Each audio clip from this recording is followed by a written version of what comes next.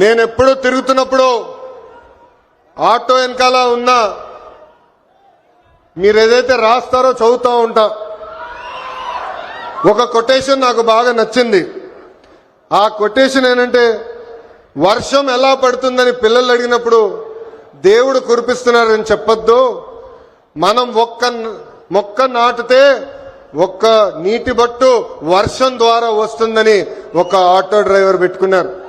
అంటే ప్రకృతి పట్ల మనకున్న బాధ్యత ఆ ఆటో డ్రైవర్ ఈరోజు సమాజానికి నేర్పిస్తున్నారు.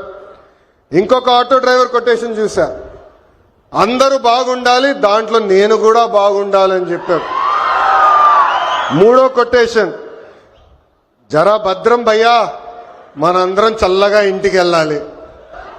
అంటే స్పీడ్గా నడపద్దు, ర్యాష్గా నడపద్దని ఆ ఆటో డ్రైవర్ చెప్పే పరిస్థితి. ఈ కొటేషన్లన్నీ మీకు ఎందుకు చెప్తున్నానంటే, మా ఆటో డ్రైవర్ల మనసు పెద్ద మనసు. ఎవరన్నా బ్యాగ్ మర్చిపోతే తిరిగి వాళ్ళకి అందిస్తారు, ఎవరన్నా పొరపాటున సెల్ ఫోన్ మర్చిపోతే వాళ్ళ ఇంటికి చేర్చుతారు.